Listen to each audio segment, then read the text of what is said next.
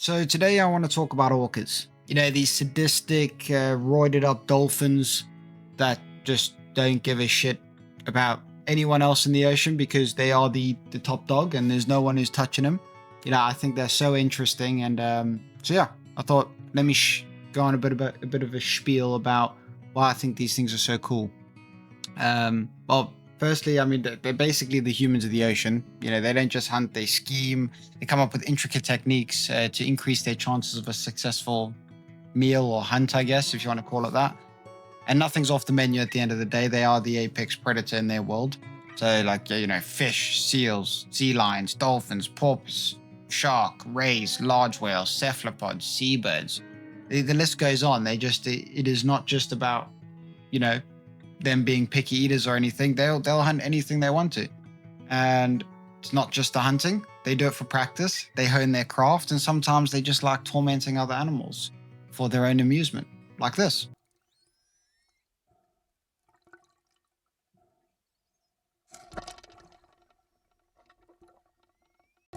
And when they're not having fun and taking things a bit more serious, they do have some sort of strategy for almost any animal they go after. It's crazy to me. Seal on ice, no problem. They'll create a wave and sweep it off.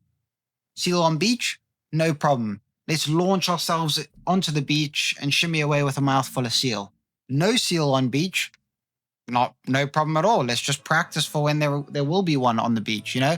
And maybe, you know, they aren't feeling seal that day. They want something a little bit different. Palate's calling for maybe whale. Easy peasy for them as well. They just run them because they're a better endurance creature, so they just run them dead. They just run them till they are too tired to move, and then they'll just not let them come up for air and drown them. Very, very disrespectful. But it doesn't get as disrespectful as the great white slander. They go after these guys, they flip them over, triggers some sort of natural state of paralysis called tonic immobility. I'm not a science guy, but, you know, the fact they even know that works, clearly they've had a lot of practice and passed on these teachings. But yeah, it renders the shark helpless. They proceed to only take their liver as well. That's it. Nothing else. Only thing worth their time, apparently, and nutrient enough for them, is the liver. And I would hate to be that shark. You know, it's not even like it's just one of them. You're just swimming around and a whole gang of black and white dolphins just pull up, triple your size, faster, smarter, and to rub salt on the wound, you're not a full meal. You're literally just like a vitamin booster. One of them gets your liver. Just one, man. Like poor great whites, man. And you don't even get to say that ever in the marine world. Normally they're one of the top dogs, you know, king of the ocean, etc., one of the top predators. But they get bitch slapped by orcas, no matter what. And to make these things even more complex and interesting, just like we have regional accents as humans, different orca pods communicate, you know, using highly distinct sets of sounds, clicks, and whistles. So some, you know, echolocation at the end of the day. And the way I'm interpreting that is they speak different languages to a certain extent. So, I mean, I could be wrong, but either way, it's cool and it makes them more interesting. What else? Oh, they're Mr. Worldwide. They found in almost every single ocean in the world. Orcas are considered the most widely distributed mammal on Earth behind us. You know, we're the only ones that hold that number one pedestal. And then orcas are just chilling in almost every ocean. And, you know, most people know, they already know that they're named rather poorly. Most people call them killer whales. I think we're trying to shy away from that name. Don't know why. I think it's rather cool. But hey, orcas, killer whales. It's not very accurate though. They are actually dolphins, like I mentioned previously. Like I said, obviously a roided up death machine version, and they're not exactly friendly to their cousins either.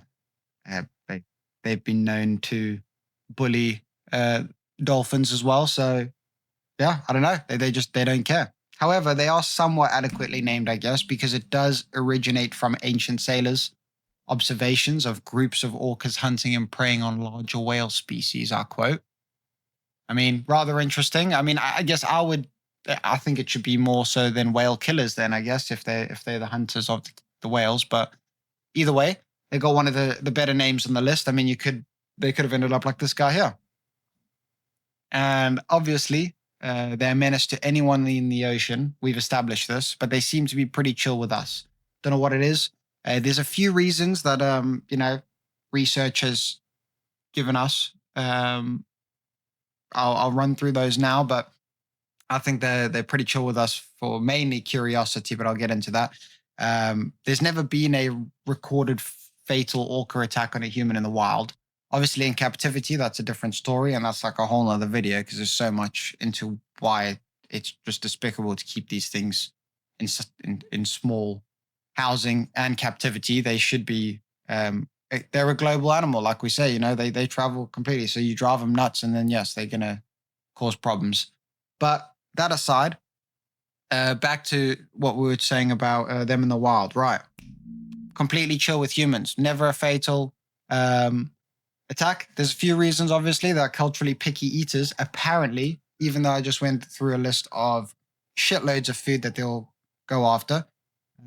I guess that's more so because pods specialize in specific prey, and then they pass those hunting strategies down, like wave washing, where they'll send the wave over a piece of ice to get a seal off of it, or the beaching, where they beach and catch seals that way. So these are strategies sort of, accustomed to certain pods and groups of orcas, depending on where they are in the world. And we are rarely in the water as well in large numbers, so we're not exactly recognized as a food target. We're super lean as well. We're not a very fatty animal. There's not much energy within us that is worth them going after. But yeah, I guess it just costs them too much to actually to want to go after us. But at the end of the day, I think they just see us. They seem curious. That's more it. They're more interested in having a look and seeing what we're all about. We are distinctively different to any of their prey. So, when they use echolocation and stuff, we don't take the form or shape of anything they eat, size-wise, etc. The way we move in the water as well. And I mean, they're known to nudge boats, swim next to swimmers. They literally have no malice towards us, which, is interesting because here's an example right here. This is a mother and a calf. I think this is off the coast of New Zealand, just a swimmer having a swim, and these two orcas, pull up and have a look, see what's going on. And I find it so interesting that they have no interest in hunting or doing anything there, because we all know they mess with almost any animal that's in the water. Even if it's for fun, they slap seals 100 feet into the air, stun stingrays with tail slaps. These antics don't end. But I guess when you've mastered your landscape and ecosystem, I guess you have a little bit of time to kill and you can have some fun, eh? Anyway, I thought they were just rather cool, so I thought I'd just make a little video about, my spiel about it. If you did enjoy, please consider subscribing, and I'll see you in the next one. Thank you.